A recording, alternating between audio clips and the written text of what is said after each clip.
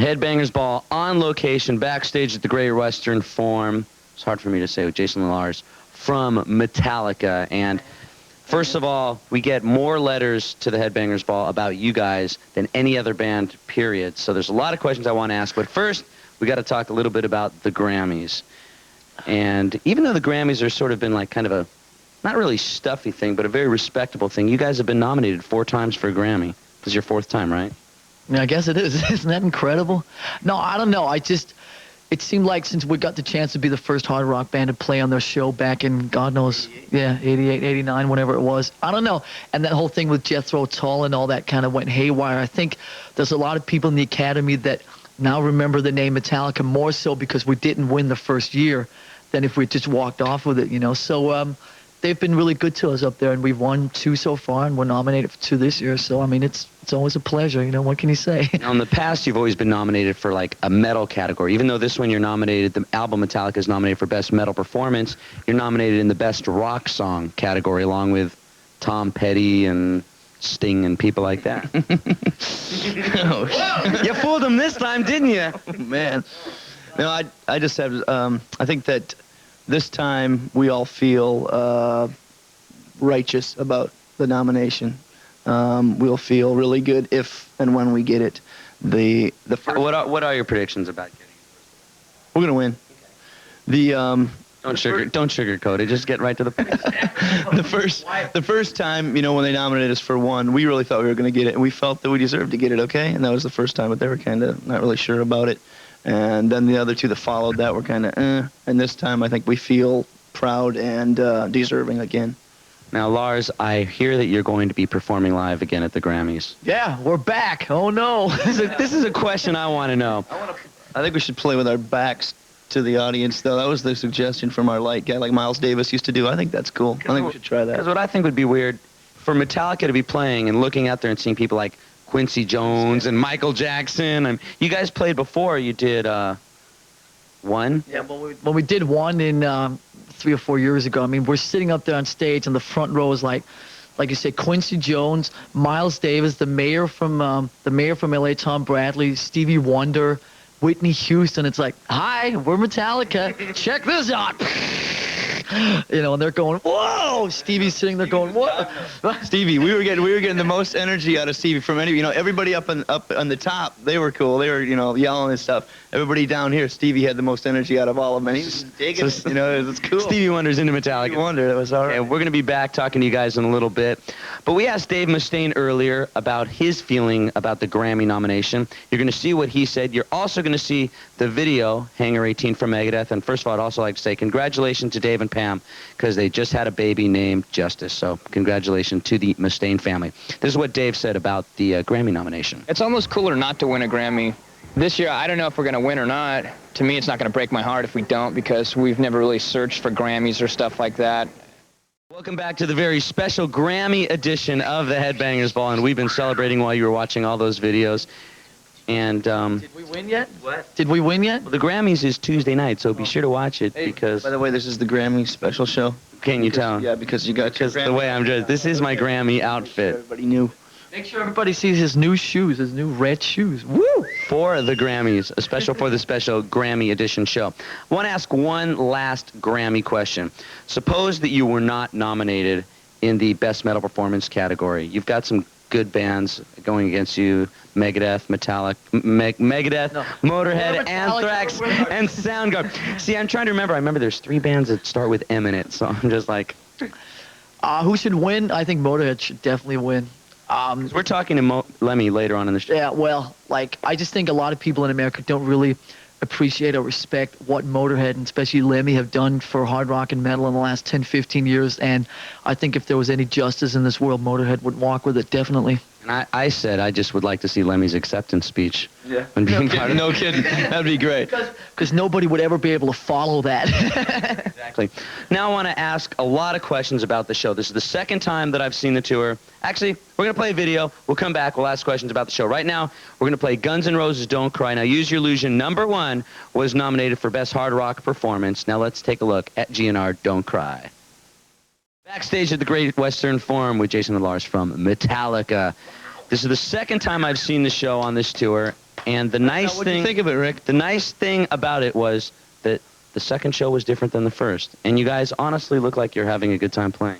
Well, it's just like, I mean, we were fortunate enough, as you know, to do 5 shows here at the LA Forum, which is like mind-boggling. And it just seemed like, you know, we obviously always play a couple of different songs in the last couple of encores and, you know, throw some different stuff around. But this time it was like, let's just really like alter this like with capital letters, you know. So I walked into the dressing room today and here's like a completely different set list, opening with different songs. We played like Leper Messiah tonight, which we haven't played for like 3 or 4 years.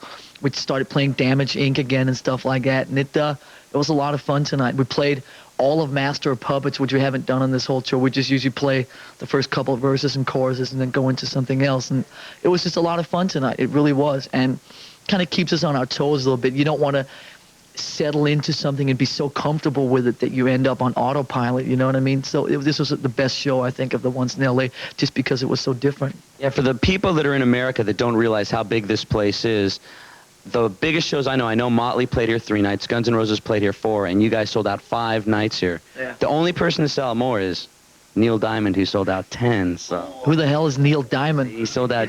Is he related to Garth Brooks? who is this Garth Brooks? I see Metallica and Garth Brooks. Who is this Garth Brooks? You big Garth Brooks fan? No.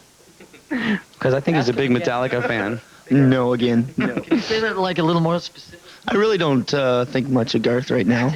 I got a funny story for when we played in Oklahoma City on this tour about 3 weeks ago. Garth Brooks, I'm not lying, Garth Brooks was on the guest list. I saw his name on the guest list, and he didn't show up. Can you believe that? He didn't pick himself. He had snake pit passes, and he didn't even show up. You think of that, huh?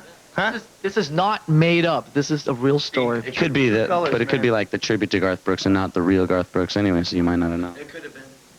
We're going to be back talking to Metallica, and I am going to ask them questions about the stage and about the show. Here backstage with Jason and Lars of Metallica. I'd like to ask some questions about the show. For those that haven't seen it in America, you're going to be in America for a while playing shows. Do not miss this show because it's great. Now, the stage, whose idea was that? Mine. No, no.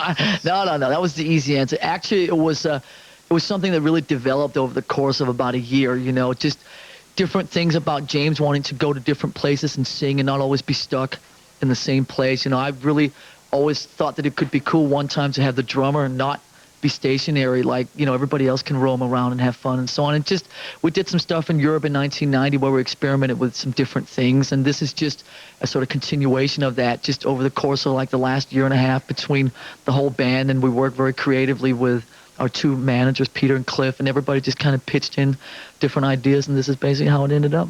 Now, could you explain to the people what the snake pit is for those who haven't been to the show yet?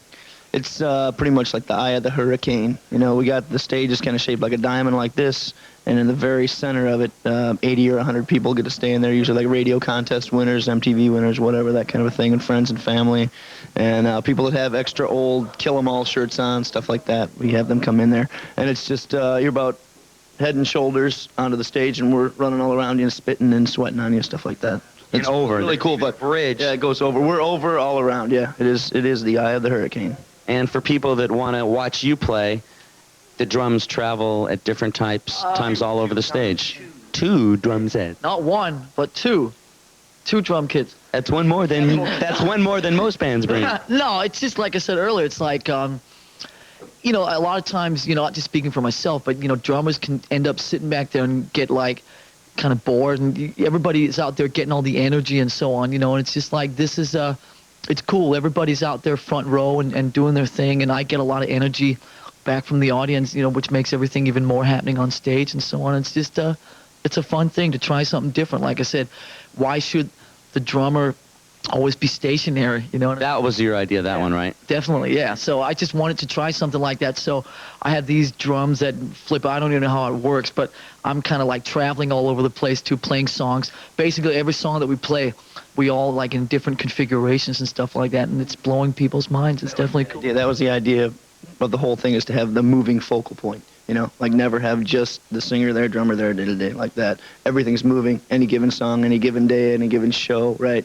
Different songs, everybody's in a different spot. There's, like, everything's front row, you know? We're all able to get right in everybody's face no matter where you are in the arena. Well, right now we're going to play a video from Metallica, and we will be coming back talking to them. Here is Enter Sandman from the Grammy-nominated album. Enter the Sandman. Oh, Enter the Sandman from those Metallica guys. Backstage at the Great Western Forum with Lars and Jason from Metallica. We just played Enter Sandman from the Grammy-nominated Metallica album. The Grammy-winning album. The Grammy-winning album. And we'll find Tuesday if Lars and Jason is right. Hey, we have big balls. I had to say that. Okay. Now, you are going to be putting out another video, right? Yeah, it's 'Cause I remember a while ago when Metallica was a band that wasn't doing videos, and not only have you done videos, you've done very serious videos.